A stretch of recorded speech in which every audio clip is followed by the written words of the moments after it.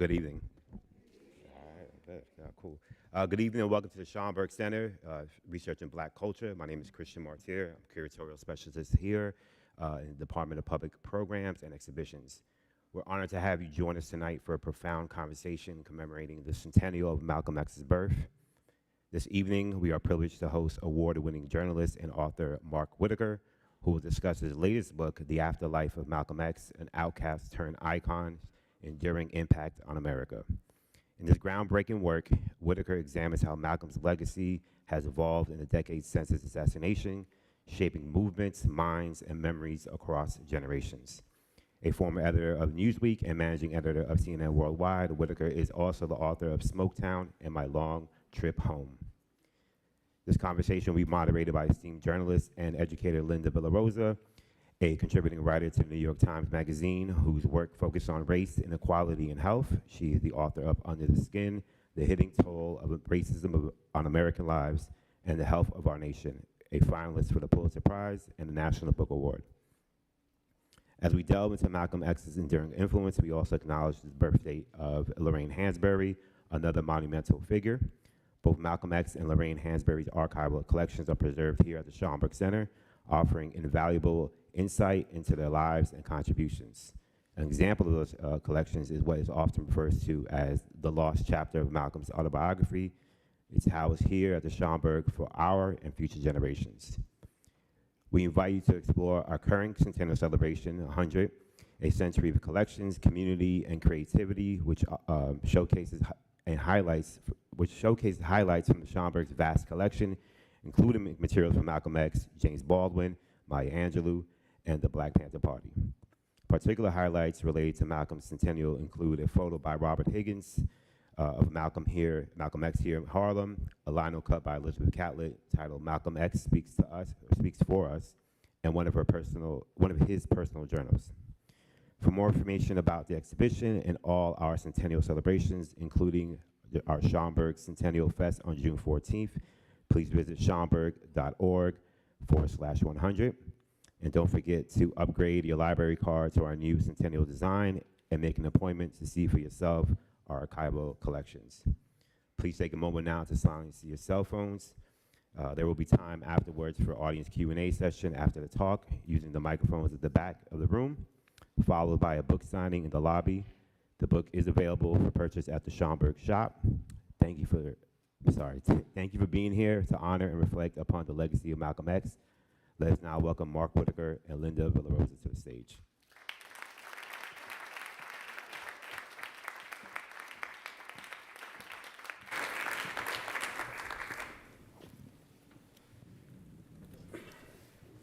Thank you, everyone, for coming. Happy birthday to the Schomburg. I'm really excited to be here with Mark. Writing a book is hard. Writing a meticulously researched, very detailed book on a large figure is really hard. So maybe we can give Mark one more little round of applause.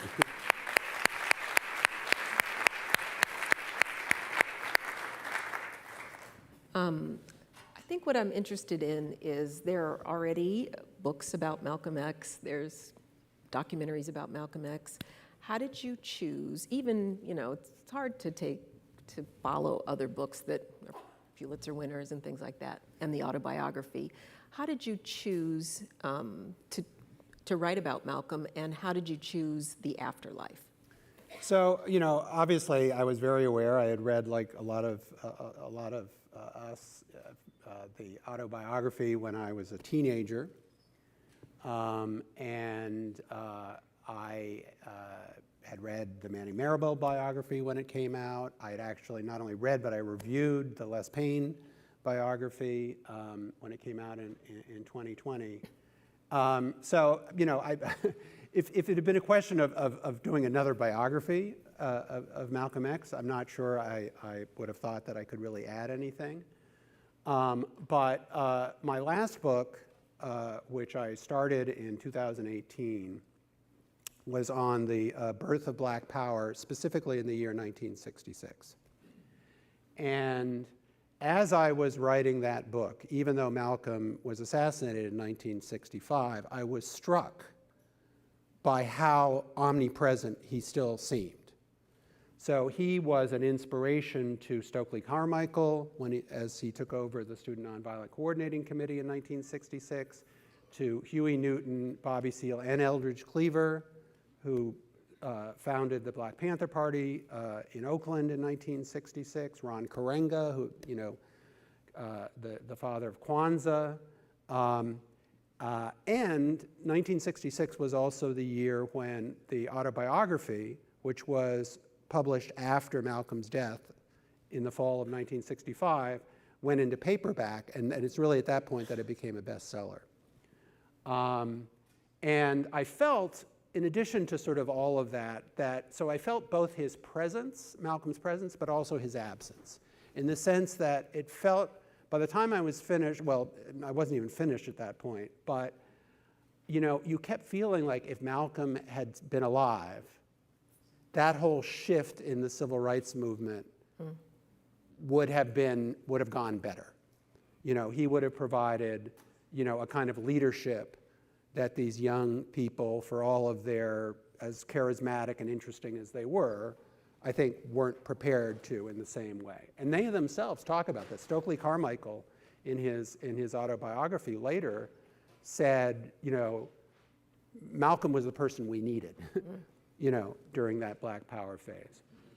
So, so I started thinking about a potential next book that would just focus on, not on another book about Malcolm's life, but on his influence, since his assassination. And I had also, as it happens, back when Spike Lee's movie came out in 1992, I had written a cover story for Newsweek magazine.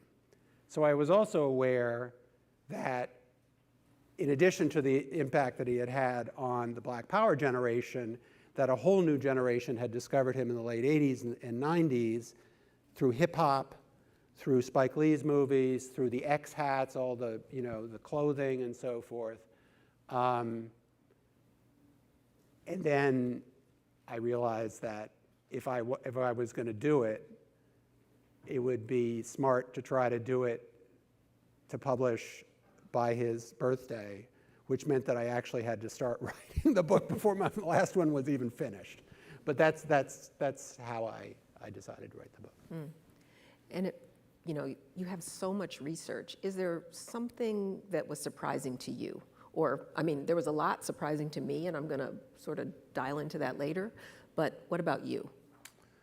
Well, I knew because of my last book, I knew about his influence on Black Power. I knew about some of his influence on the Black arts movement, on Baraka, Amira Baraka, and so forth. There were some figures that I knew less about, a guy named Larry Neal, who was really sort of the philosopher of the Black arts movement.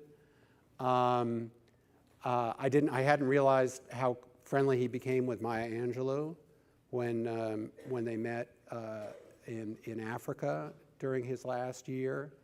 I knew about Muhammad Ali. I knew about Kareem Abdul-Jabbar. I didn't realize how much of a hero he was to John Carlos, who was one of the sprinters at the Mexico City Olympics in 1968. I was fortunate. I wasn't able to talk to John Carlos, but I did talk to Harry Edwards, who organized that protest. I've got to say, I'm a jazz guy. I was not super knowledgeable about hip hop, so so I'm both. I researching and reporting that chapter on Malcolm's influence on hip hop was both fascinating as part of the story, but also was an education for me in the music. So I'm a much bigger fan now, there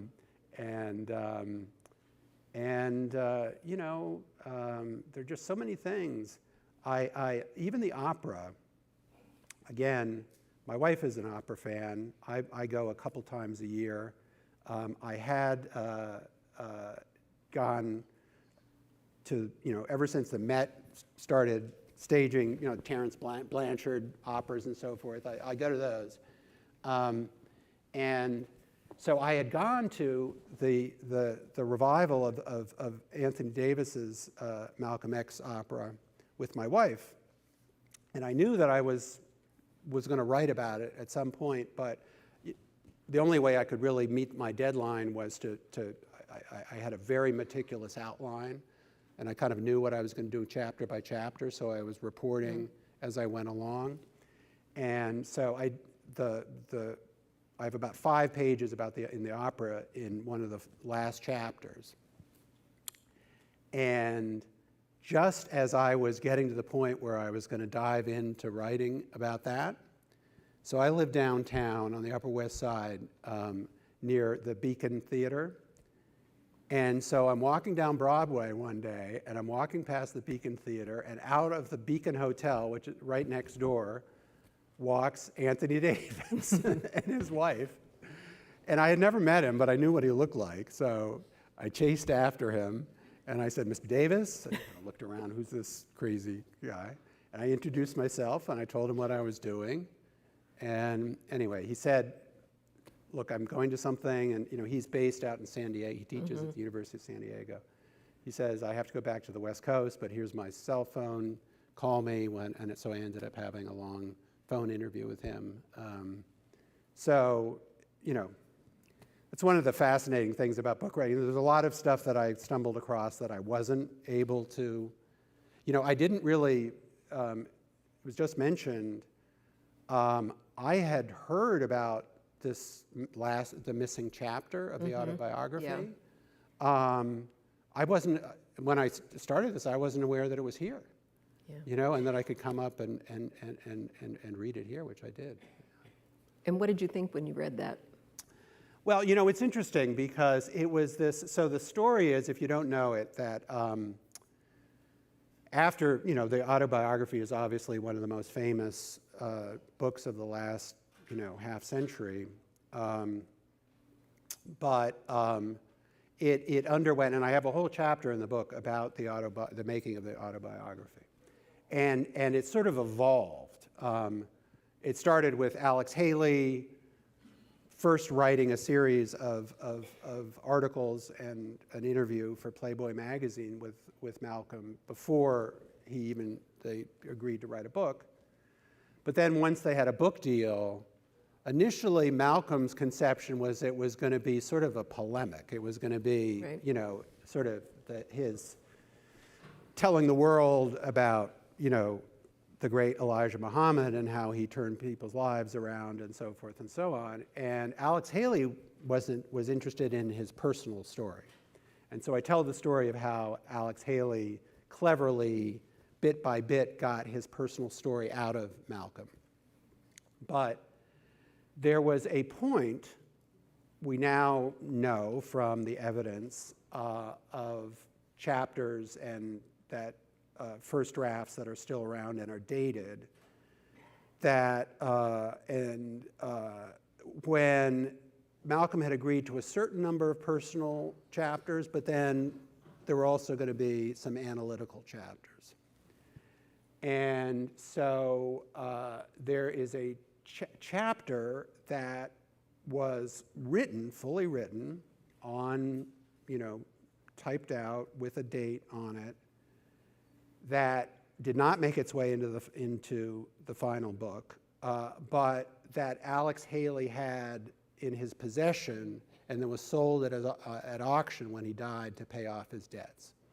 And it was bought by a collector, a black lawyer who was also sort of a collector in Detroit, who, after buying that chapter and also a marked up early manuscript of the book, tantalized, or maybe a better word is tortured, biographers and scholars of Malcolm with the existence of this thing. And so Manning Marable wanted to know about it, and so he reached out to this guy, and who invited him to Detroit and met him in a restaurant and gave him 15 minutes to read the chapter but not make a copy or anything. Right. Later, I found out that Morgan Entrekin, who now runs Grove Press, made his own trip to Detroit to try to see whether he could find out more and potentially publish it, and ended up not being successful. So anyway, so it was only when this fellow died himself and his affairs were put up for auction that we saw what it was, and eventually, the Schomburg stepped in and acquired it. So it's called The Negro, Yeah. the chapter, and in a way, it's a good thing when you read it that it wasn't in the book. It kind of would have interrupted the flow of the story of his life. But it's still very interesting because it reflects sort of, one of Malcolm's, where Malcolm was coming from. I mean, Malcolm stood for a lot of things.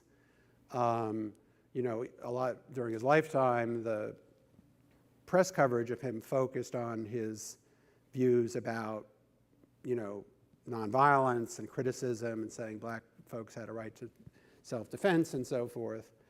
But I think, having studied him now, that his main number one for him was not a political project, but it was a psychological and a cultural project, which was to get black people to love themselves and to love each other, right? And to shed what he viewed as a kind of brainwashing by white society that made black folks internalize the view that white society had of them as less than, right? And so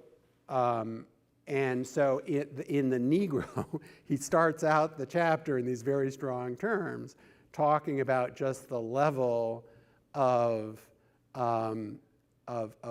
self-hatred that there was in the black community, and that it was, embodied in the whole idea that they accepted the label Negro, right?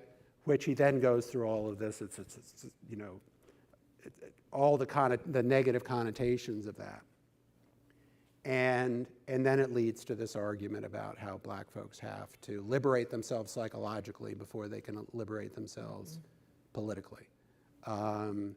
So again, it's fascinating. As I say, it's not narrative. It doesn't add to the story of his life, but it definitely is a reminder of sort of where he was coming from and what was paramount for him. The other thing that scholars, Malcolm scholars, have pointed out, which is interesting too, is that it also shows that Malcolm has become the subject of what people refer to as the great man theory of history, because he was such a seminal figure, but that actually he himself did not view himself that way. That really he thought that that what would move history, in his view, were black people. That was more important than who the leaders were, even though he was one of them. Right. What else do you think we get wrong about, you're talking about this icon, him as an icon, and he didn't think of himself that way. What else do we get wrong about him? I think one of the things I liked was when you talked about the phrase, by any means necessary, and how that just, everybody takes it to mean whatever they want. Yeah, so I mean, mostly people associate it with, again, self-defense, but actually, the way it was portrayed during his lifetime, it was as though he was advocating armed revolution, essentially. And, that was never his idea. I mean, to the degree that he was talking about, use of arms, it was always from a point of view of self-defense, right? And again, it wasn't just a tactical issue, it was also a psychological issue. He thought that the doctrine of absolute nonviolence as preached by King, not only was it, he thought, sort of criminal to say to black folks who lived in the Deep South and had to deal with the Ku Klux Klan, or lived in, you know, some of these places in the North where they were being brutalized by cops or by other people, to say you have no right to defend themselves, but that it was psychologically, the term that he would have used would have been emasculating. I don't know whether we can say that now, but that it was detrimental, not just to black welfare and security, but to black psychology. Right. To say you don't have a right. So that's something that I think people don't even understand within the context of talking about nonviolence versus violence. But then, you know, Malcolm was also talking, by any means necessary, I think, meant for him anything that was in your control, right? As opposed to what he really had a hard time with was this idea of black folks, you know, being in a position of begging the white folks for, you know, economic help, you know, legal, sort of the idea that, in addition to, you know, self-defense, other things that were in black folks' control was economic self-help and self-determination, starting your own businesses, you know, education, knowing your history, and so forth. So he, and then ultimately, in the last year of his life, he also, you know, talked about voting power, you know, and he, you know, there was this famous speech, the Ballot of the Bullet, right? So when you think about that, he was explicitly, it was partly his getting involved in the debate about voting rights, but it was also answering the critics who said, you always talk about violence. He essentially says, no, you know, if we can get what we want through the ballot, that's preferable. But if not, maybe we have to think about the bullet. But his position on voting was that it wasn't sufficient for blacks to just have the right to vote. They had to use their voting power, right? So it was the idea of, you know, and not reflexively back one party or the other, you know, but demand something in response for your vote. I want to talk about some of the details, some of the surprises for me. One thing was how tightly Malcolm controlled his own media image. Yeah. It was almost like he had some New York Times reporters on speed dial or something like that. Can you talk about that? Yeah, no, it's fascinating. He had these, what became sort of favored reporters.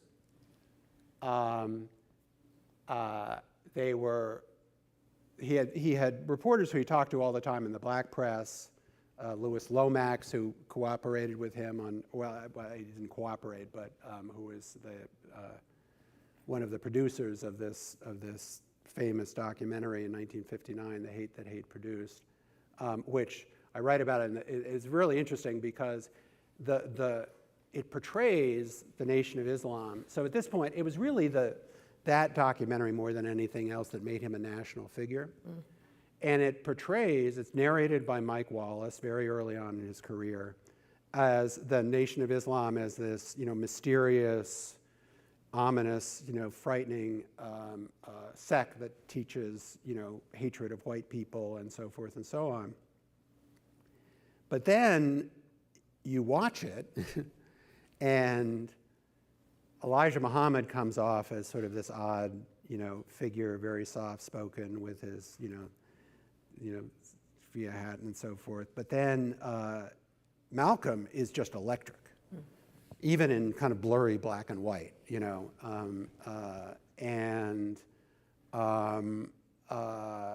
So he was a natural, just as a media figure, in just how handsome he was, how charismatic he was, his smile, his dress, his cool, the glasses, everything. But in addition to the fact that he was so good at it, he would talk to anybody. He went on college campuses, but that he also talked to, would go on any radio program. I mean, he would have been on fire in the age of podcasts right now because, he would go on anybody's radio program, anybody's, debate critics, and so forth and so on. And that's how a lot of people discovered him, and that's how a lot of black folks discovered him, is, listening to him, watching him on TV shows, and listening to him on the radio, and so forth. But then he also developed this relationship with about a half dozen white reporters. Yeah. So one was at the New York Times. His name was, his byline was MS Handler, Mike Handler. Mike Wallace, who did not know him before the documentary, but eventually they just established a relationship. And when Malcolm split from the Nation of Islam and was going around putting, Elijah Muhammad's dirty laundry on the street, in the press, it was Mike that he went to. And then there are two figures in this book who are less well known, but are big figures in the book.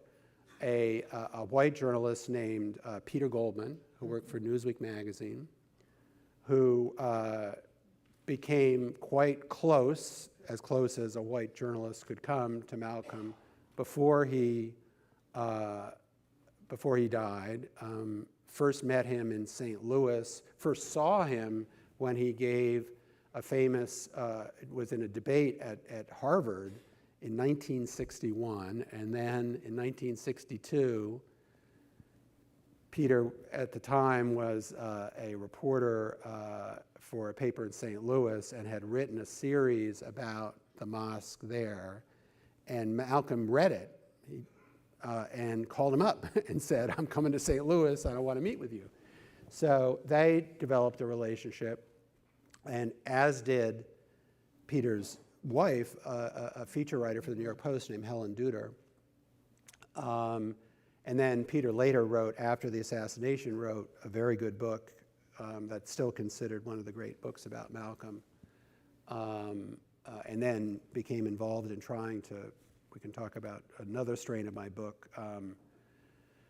solve the mystery of who killed him and sort of get justice for the two men who were convicted, wrongfully convicted of his murder. Anyway, and as you say, first of all, what's really interesting is all of these journalists were Jewish, right? So Malcolm, then and even to this day, you'll read the term anti-Semite, anti-Semitism attached to Malcolm. The fact is, it is very clear that Malcolm had critical things to say about some Jewish business owners in black communities in Harlem, that he was a strong supporter of Palestinian rights and critical of Israel in that context. But it is absolutely clear for me, after working on this book and interviewing Peter Goldman, who's still alive, at length, and hearing other testimony from Mike Wallace and so forth, that in terms of his personal relationships, he didn't have an anti-Semitic bone in his body. And in fact, he admired, and he's very public about saying he admired the fact that American Jews had been so successful as another, minority group, that had its own struggles with discrimination in organizing themselves economically and politically to exert their power. He kind of saw that as a model for how black folks needed to get their act together. But as you say, just to finish on this, that he was, so particularly after he breaks from the Nation of Islam and Elijah Muhammad, he is working all of these reporters. right? And so he holds a press conference to announce that he's leaving, and then he goes to Mecca, and then he sends a letter to his followers about some of the epiphanies he's had at Mecca, but it gets leaked to the New York Times, to Mike Handler, so that becomes a big story. And he holds another press conference, and then when he decides that he's going to go public with what he's found out about Elijah Muhammad's adultery, Elijah Muhammad had gotten a succession of young assistants pregnant, he goes to Mike Wallace and does a TV interview, at which he famously says at one point, Wallace says to him, aren't you worried about, what's going to happen to you as a result of, these revelations? And Malcolm kind of, smiles and says, yeah, well, I'm probably a dead man already. Mm-hmm. And, wow. Which turned out to be accurate. When I was reading that behind the scenes around the break with Elijah Muhammad, and it was really juicy. It reminded me of another religious story called Conclave, mm-hmm. When, all that was leading up to the change of, right. sort of back and forth, and how petty it got. Can you talk a little about that? Yeah, so there are all these things involved. So Malcolm, the public split began in December of 1963, after President Kennedy was assassinated in late November. A couple of weeks later, Malcolm gave a speech here in New York, and in the Q&A afterwards, he made this remark about how Kennedy's assassination was the chickens coming home to roost. Now, again, this is another thing that's not well understood. What he actually meant, first of all, it wasn't in the speech. It was in an exchange in the Q&A afterwards. Second, what he really meant, it was covered as though he was saying that Kennedy deserved to die. What he was really saying was he thought that Kennedy had been insufficiently supportive, had been a latecomer to supporting civil rights legislation, and had also been insufficiently supportive of anti-colonial, uprisings and movements and leaders in Black Africa. That's what he meant.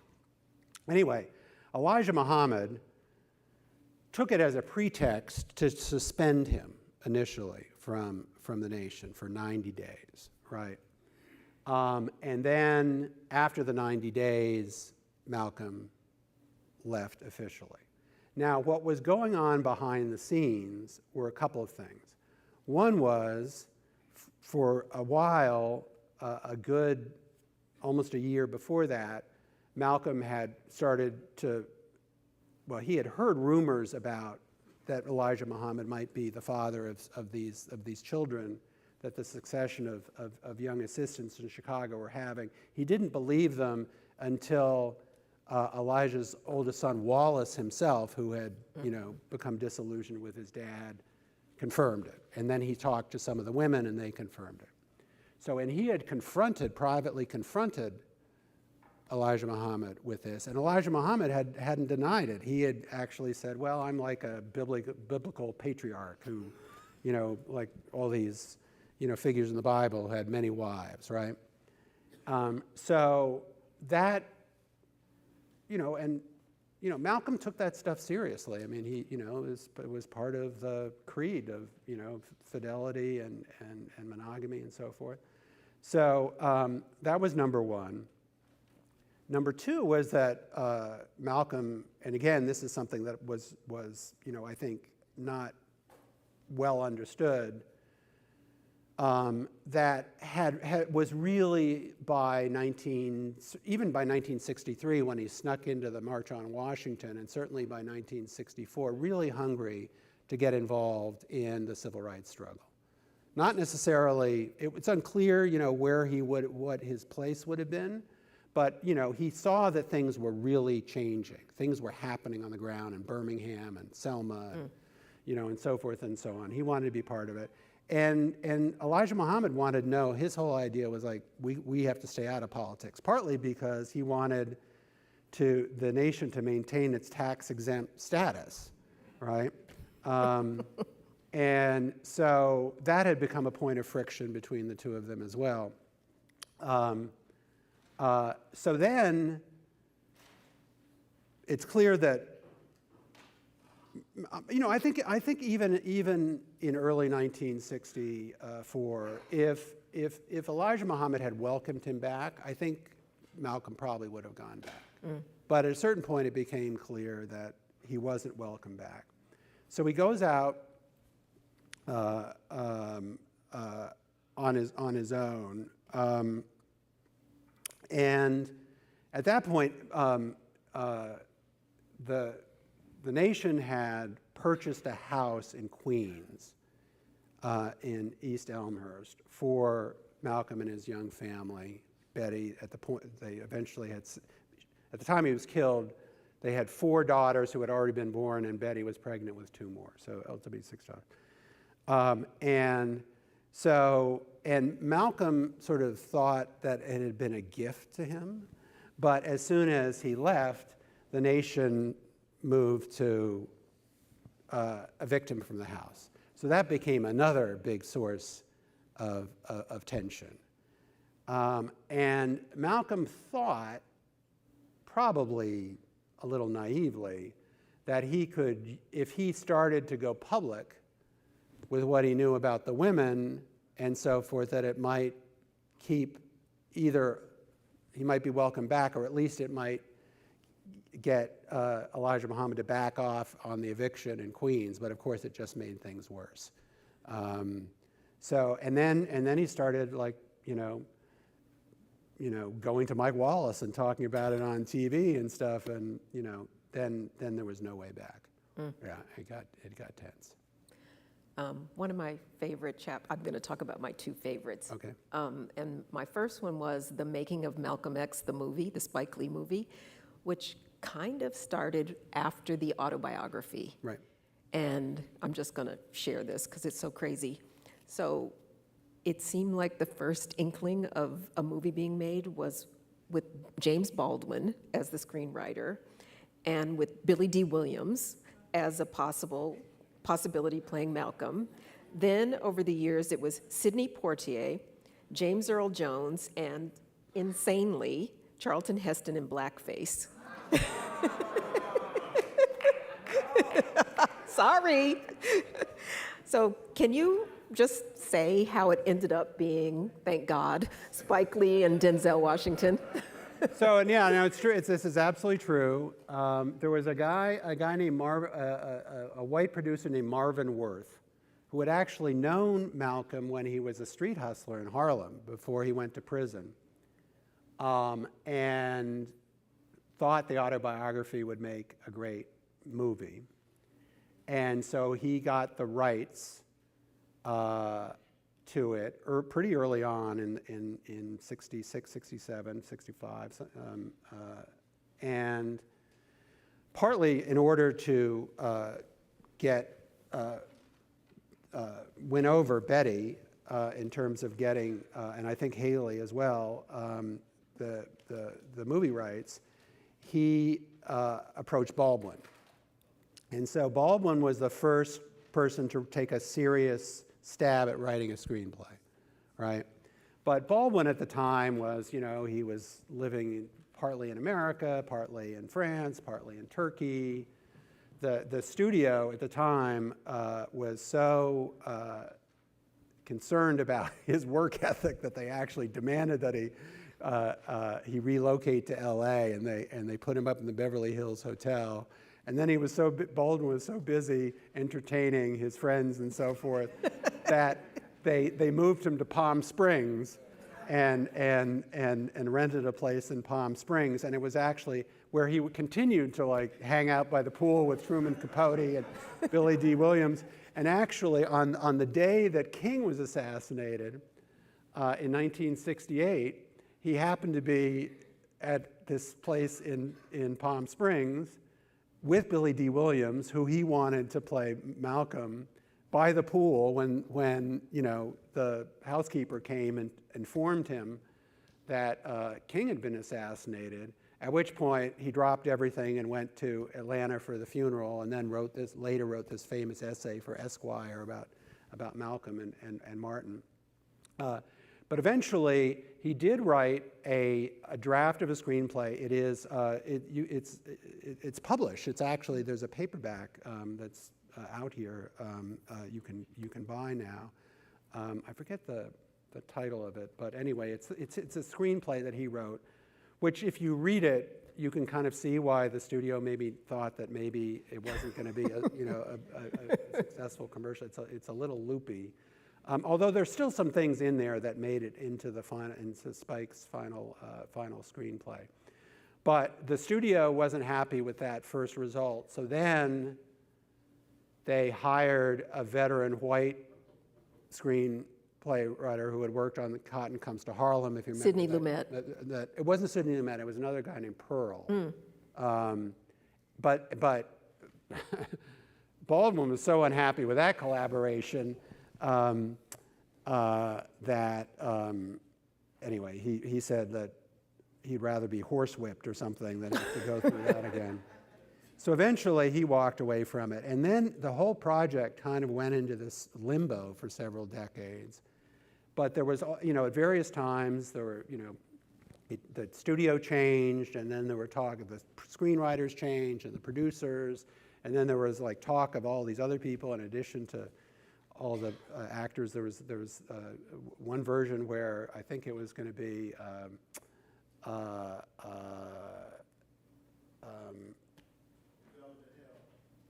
sorry, what? Development Hell. Development Hell. That was it. Anyway, so finally, around the time when when Malcolm starts to, there's this whole Malcolm Renaissance as a result of his embrace by the pioneers of hip hop in the late '80s.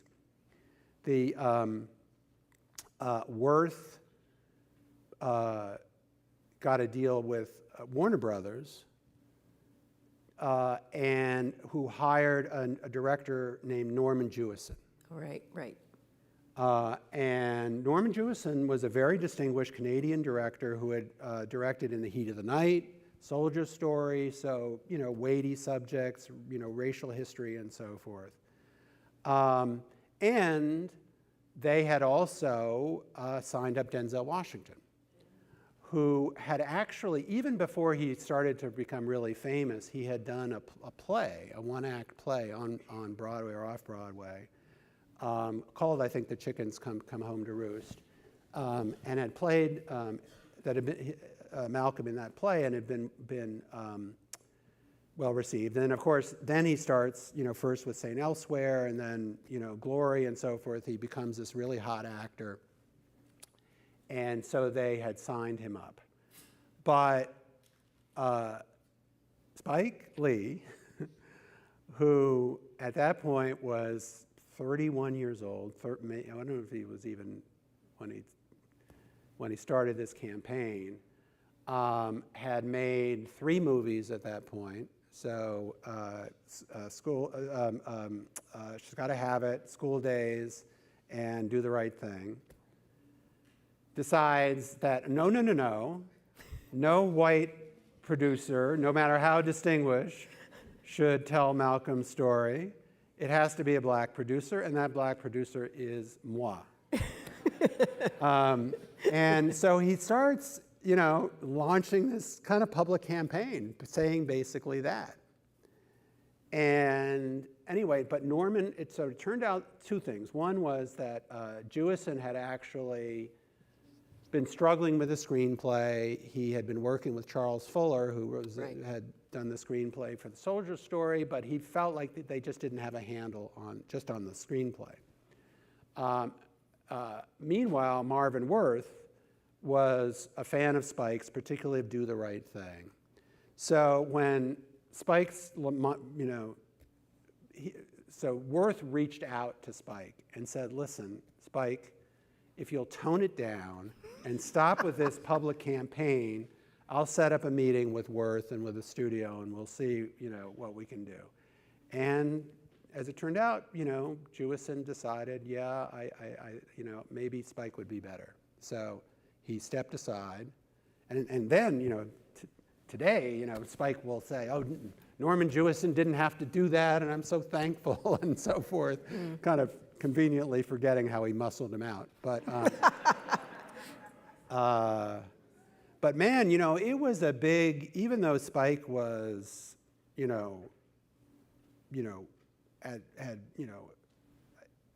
a lot of success by then, it was a big leap. I mean, to do, and he saw it. So one of his cinematic heroes was David Lean, who made the Lawrence of Arabia and the Bridge over the River Kwai and so forth. And so from the very beginning, he wanted, like, the Malcolm movie to have that kind of epic.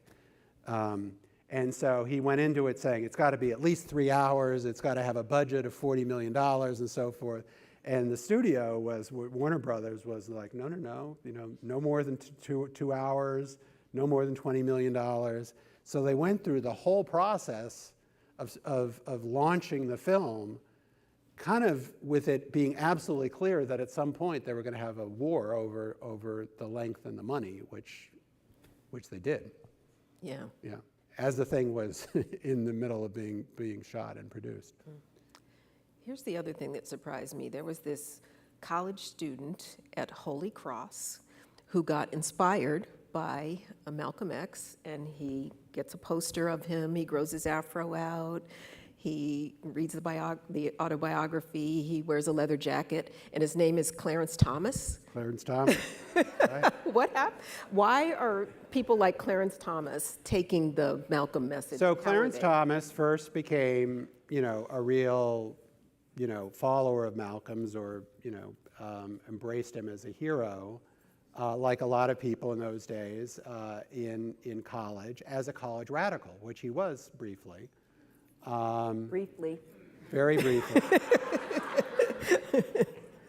And then he graduates from college, he goes to law school, he goes to Yale, he feels very dissed at Yale, and that, like, people think he's only there, as a token, and he has a real chip on his shoulder, and he, becomes increasingly conservative, starting in law school, and then he graduates, it's the Reagan era, he's an ambitious guy, there's, in terms of advancement, there's, a lot more room to go forward as kind of like one of the few people, black Republicans, as opposed to, and so he undergoes this evolution, becomes the head of the EEOC under Reagan, and then eventually is in position to be nominated to take Thurgood Marshall's place on the Supreme Court. It's still amazing that was how it went down, but throughout continues to consider Malcolm a hero. And so the part of, and there are, he gave this long interview to Juan Williams in The Atlantic when he was still running the AEOC. It was sort of one of the first big national stories that was written about him. And so and then when he was nominated and confirmed to the Supreme Court, the fact that he was an admirer of Malcolm's was written about, and there were a lot of people who just would not buy it. They weren't having it, and they thought it was totally, kind of disgraceful that he would appropriate Malcolm. I actually think, I take it a little more seriously. I think that in his mind, I think he actually did think that, so for what Malcolm stood for him, the part of Malcolm's message, and one of the things that I think makes Malcolm so fascinating, and why he has endured and his legacy has only grown, is because he represented so much, both in terms at any given point in his own evolution. He was so complex, and then he also changed and evolved. But the two things that I think Thomas really connects with and is, one, the message just of self-help, right? Self-reliance, discipline. So the idea of, like, black folks, don't need white folks' help and shouldn't be looking for white folks' help, right? So that's the whole sort of anti-government, anti-handout kind of conservative mantra that Thomas connects with Malcolm. The other is Malcolm's essential kind of distrust of the whole idea of integration as being the be-all and end-all, right? So while he was, working for the nation and preaching the gospel of Elijah Muhammad, he was an outright separatist. He was basically saying black folks have to, go someplace else or have their own homeland, and even after he left and came back from Mecca and said, I've met,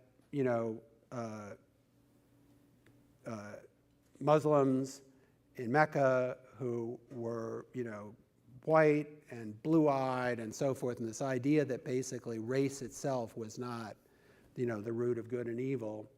In terms of, how he saw America evolving, I think he continued to be quite skeptical of the idea that we were all going to become this melting pot and so forth. First of all, he didn't think that white people were really that interested.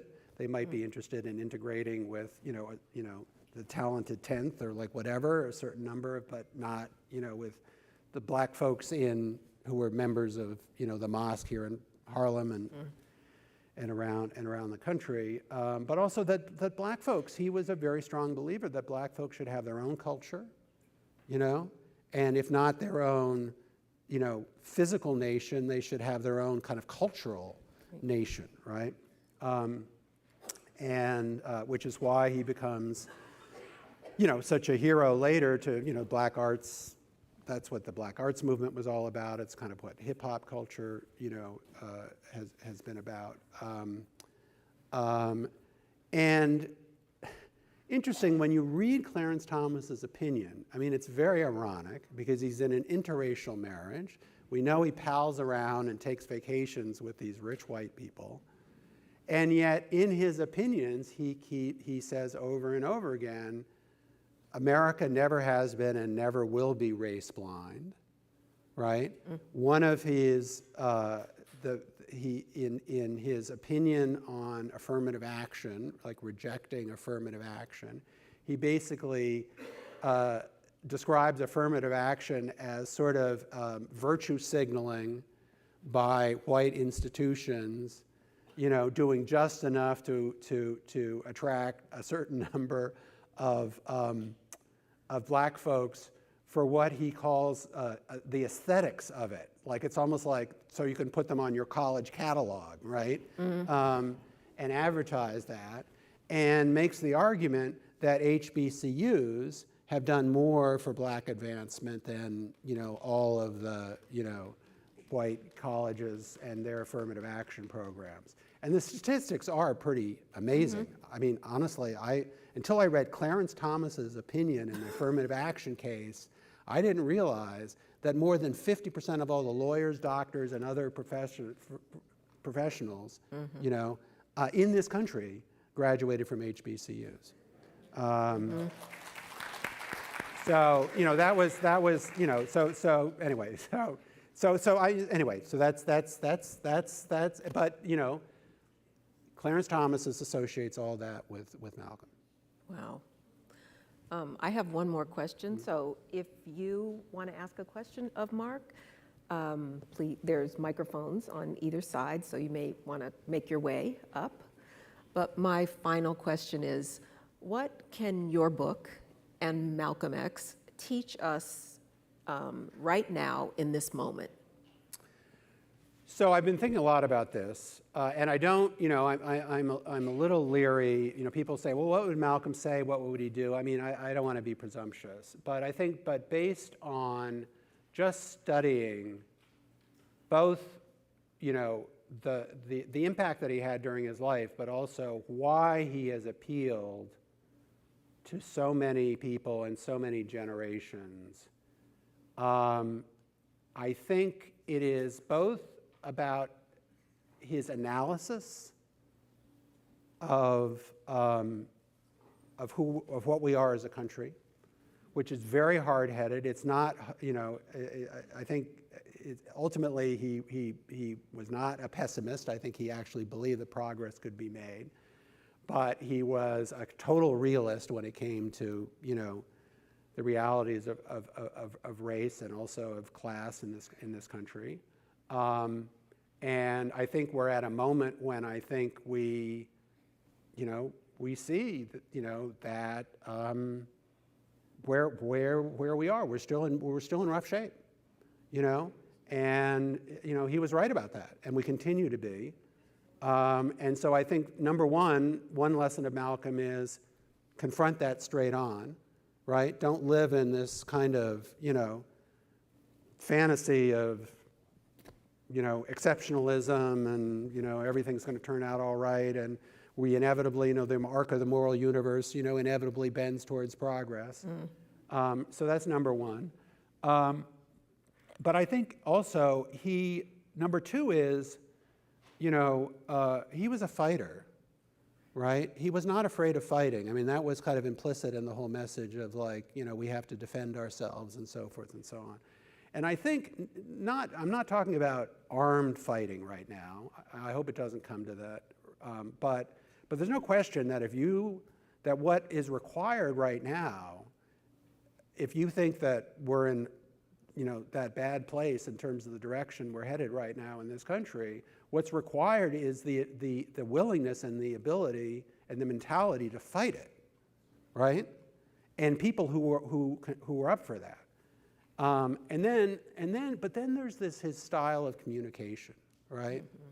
And there's a big debate going on, now, particularly within the Democratic Party, about how do we reach out to the people who didn't vote for us or stayed home or voted for the other guy and so forth, and an idea that whatever Democrats, liberals, progressives have to be more direct in the way they speak. They have to be more authentic in the way they speak. They have to be willing to talk to all different kinds of audiences. They have to be able to use humor.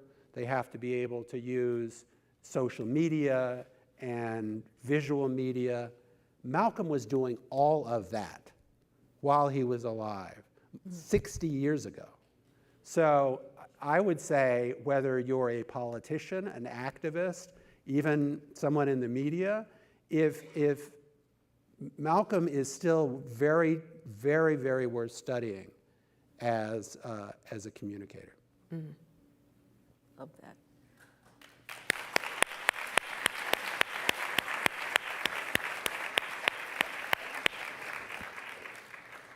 As I always warn when I'm doing events wherever, and especially here, don't give a speech. This is Q&A. Questions? Hey, thank you so much for being here. We get to see you now. Yay. We were in the dark here. Thanks for coming, everybody. Just a really quick question. Is there, or can you think of an intellectual through line between the Malcolm X, who's a part of the nation, and then the post-nation Malcolm X? A lot of times people say, oh, it's such a sharp difference, but are there some, similarities there? Yeah, I think there's definitely a through line. Like I say, he stopped being, I think, a total separatist, but I think he was still skeptical of integration. If anything, I think he probably became more devout and more religious once he really sort of embraced, more Orthodox Islam and went to Mecca and so forth. And one of the interesting things, contributions to the Manning-Marable, it's controversial for other reasons, but his biography is, he points out that, Malcolm's parents were Garveyites, followers of Marcus Garvey, right? And so a lot of the what people associate with Malcolm, first of all, the nationalism, but also just the, his skill as a preacher and an orator, a lot of that sort of, he inherited or learned, from his parents at a very young age before he even ever met Elijah Muhammad, So I think that you can say that there is a through line, even in the last year, that goes not only back to, the Nation of Islam period, but goes back to his parents. Good evening, all. Mr. Whitaker, I would like to know, in the process of writing The Afterlife of Malcolm X, was any members of his family included, and if so, to what capacity? So I write very briefly. I didn't really want to get that much into the family history. I do write briefly about what happened with Betty Shabazz afterwards, both in terms of carrying on his message, but also her own career. The relationship with Farrakhan, which became very, very, very complicated, the very tragic circumstances of her death. Among the daughters, who Ilyasa Shabazz has become sort of the spokesperson and the person who deals with the press. So I reached out. I know her lawyer quite well. I reached out through her lawyer to make an interview request. She declined or did not seem inclined to talk to me, which I respected, but I wanted her to be aware of the book, so she was definitely aware of the book. As many of you probably know, they have initiated a new lawsuit against the federal government to try to get what might still have not been ever made public about what is known in the FBI files and the CIA files about surveillance of Malcolm, and also what they knew about his killers and whether they had any knowledge of the plot. So she never said this to me directly, but I suspect that they are not inclined to talk to authors, and particularly authors who are journalists at this point, simply because they don't want to say anything that might affect the lawsuit. I do talk about the lawsuit at the end of the book, but I wanted to be respectful of that. So I didn't feel like to tell this particular story, which was more about his influence on society and not about their personal life, that I needed to press harder than that to talk to them. I was hoping that if you might be able to shed some light on an aspect of Brother Malcolm that I find a little bit elusive.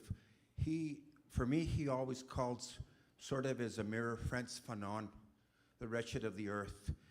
And also, of course, his mirror here in this country is Dr. King, right? Fanon, in my understanding, was for decolonization and stepping away from the European model. He said, let us not imitate Europe, where they are never done talking of man, yet murder man on every corner of every one of their cities, right? And Dr. King, when I read Dr. King, he's very socialist. I mean, he's almost explicitly calling for a redistribution. And I came to Malcolm through the Black Panthers, who were carrying around Mao's Little Red Book. I mean, they had this romance with Chinese communism. I guess my question about Malcolm, I don't know if you can shed some light on it, is did he have a stand on, now we're in late stage capitalism. He was assassinated 60 years ago, and I think in some ways things are even worse now for our communities. What would he think about, I'll give you an example. There's a t-shirt that's pretty popular on the block. It says, make money, not friends, you know? What values would he embrace? Well, again, I'm always a little bit reluctant to sort of say exactly where he would have been. There's no question, and it's part of the story of his afterlife, that so many different people have wanted to claim him, right? So there are Marxists who say he was on his way to being explicitly, declaring himself as a Marxist. Conservatives embrace him, other people. And again, my view is that he was complicated enough that you can read all of those things into him. He was definitely focused, I think, more so, we all know that at the very end of his life, in the last 3 years, King moved the movement north to Chicago, started talking about jobs and housing and so forth and so on. Malcolm was there before that, so he was economics was always, again, his point of view on economics was, unlike King, who was trying to get, help black folks move into white neighborhoods. That was not Malcolm's idea. Malcolm's idea was that, black folks were fine on their own, but needed to support their own and form their own businesses and so forth. And he definitely talked explicitly. He didn't talk in Marxist terms, but he did talk about exploitation of black folks by business owners, corporations. All of that was sort of very much in his vocabulary. He was, one of the things I think they did share in common was that both of them were never interested in enriching themselves. Mm-hmm. So Malcolm died with $150 in his bank account, and we know that because one of the last things he did after he was firebombed out of his house in Queens the week before he died was to reach out to Alex Haley to see if he could get a further advance on their autobiography. They had gotten a modest advance because they were looking at a new house with Betty, and they needed a down payment, and all he had in the bank was $150.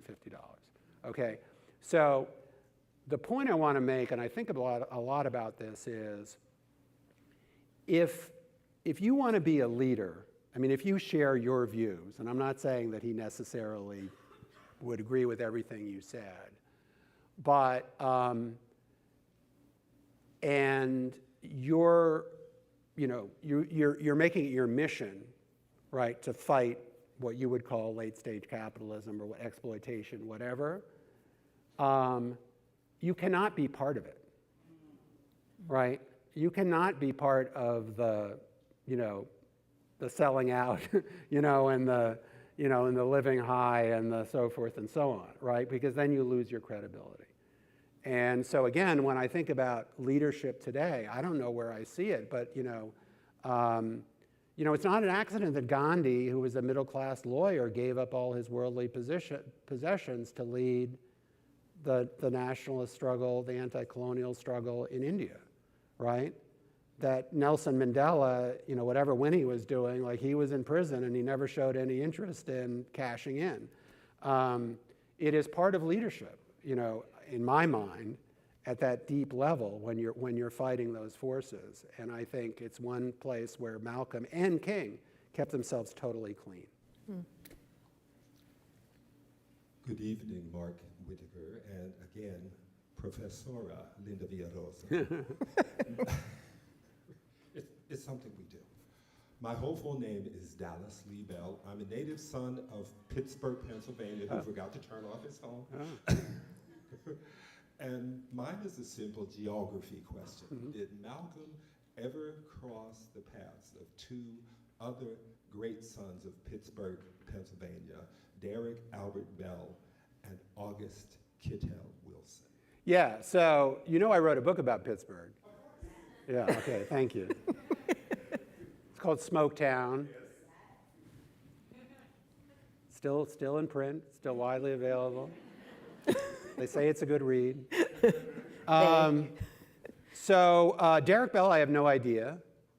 It's interesting, he gave this speech at Harvard Law School that I write about in 1961, debated Walter Carrington, who was a law school graduate, who was practicing law at the time, later became an ambassador to Nigeria. Derek Bell, who later taught at Harvard, might he have been a student at the time? I don't know. No, so August Wilson, I don't think they ever met, but August Wilson was very much a follower of his. I write about him in the Black Arts Movement chapter. And before August Wilson became a playwright, he was trying to be a poet. And there was actually, I write about how in the wake of Malcolm's assassination, Amira Baraka moved uptown, left his family in Greenwich Village, his white wife and kids, moved to Harlem, started the Black Arts Repertory Theater and School in Harlem, which didn't last long. That's another thing that I hadn't known. I had known about it, but it had this enormous influence, but it really only lasted essentially for a summer, pretty crazy summer. But it then becomes a model for all of these Black Arts, movement experiments around the country, and one of them was in Pittsburgh. So I write about August Wilson giving a talk at the Pittsburgh version of that in 1966, 1967. Although it's really interesting because just in terms of the, what does the cultural message look like as opposed to the political message, and again, I think Malcolm probably would have supported this. That he was a big believer. Like I actually believe as I said earlier, I think the culture.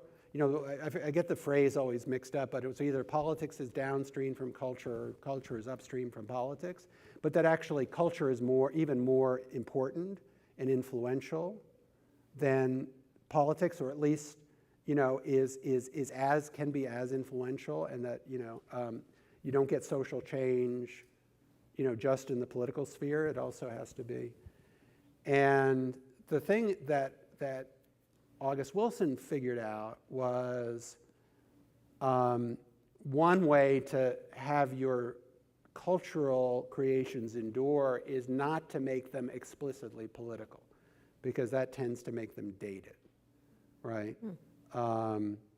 And although he was, in that first phase of the Black Arts Movement, he was still unknown, and yet his work in some ways I think has endured and will endure longer, because he has very, very, there are just a few hints of I think in one of his plays somebody comes back and they've been attending a celebration of Malcolm's birthday, but that's it. But they don't give a speech about it. They don't anyway. So, but definitely influence. Are we getting the wrap up? No, we have time for 2 questions. All right. So we'll take this woman over here, and then we'll take this young man here. And I'll ask that everyone else who has questions save it for the book signing afterwards in the Links and Hughes lobby. Okay. Good evening. My name is Mahasan Abdul Salam, and it was the autobiography of Malcolm X that brought me into the Nation of Islam. I continue to stay with the community as we transitioned under his son, Wallace D. Muhammad. So it's interesting to me that there are 2 questions that come up referring to the title and the subtitle of your book. Interesting to position the word afterlife when we see a resurgence.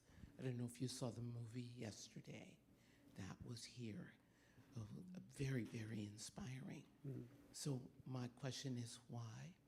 And why did you choose the word outcast? And did you deal with any of the transformative information about his life and the unfortunate assassination?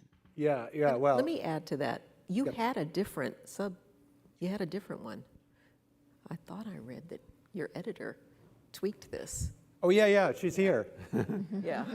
No, she didn't tweak it. Sorry. She didn't tweak it. She insisted on it. So for a while, I had until very late in the process, all I had was a title. I didn't have a subtitle. And my editor, Don Davis, at a certain point said, it's a really good title. We all love it, but maybe we need a subtitle. And so we kind of bounced around and we came up with that. But that was what we came up with once we started talking about a subtitle. But that was, so Afterlife, so two things. One is, I wanted to send the signal that this wasn't just a biography and this was a story of, as I said, his influence since, in death. But it's really interesting that if you go back and you read, or you can listen to it, because he gave many readings of it over the years, Ossie Davis's eulogy here in Harlem, a week after the assassination, he's looking down on Malcolm's casket, and he's talking in terms of resurrection. He's saying, what we see before us is no longer a man, but a seed who will rise for us to meet us, and we will know him as he was and has always been, a great shining prince. That is the language of resurrection, right? So he was saying he's not dead. He's going to live on, right? And so, I didn't, it's there in my book if you want to think in those terms.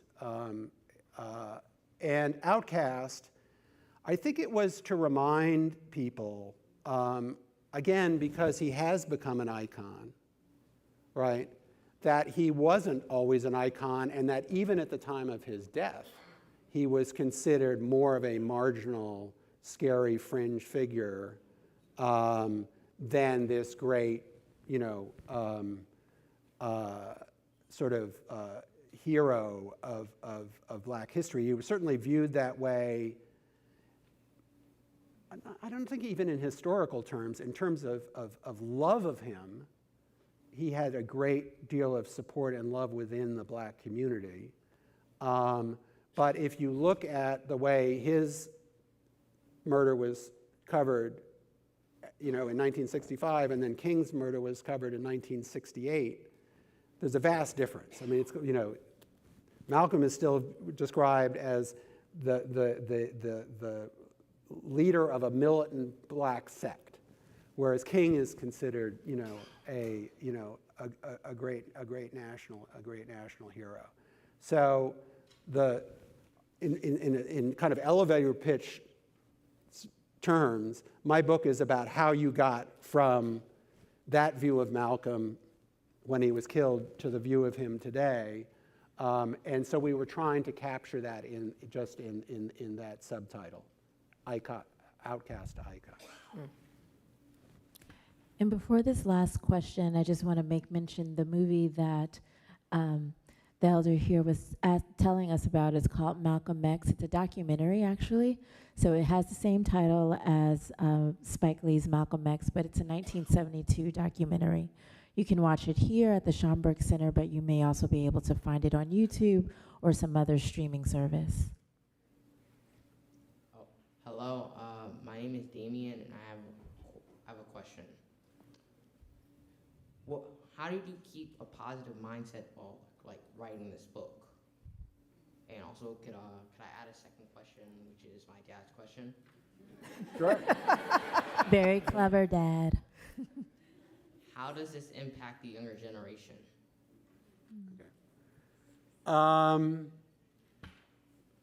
Well,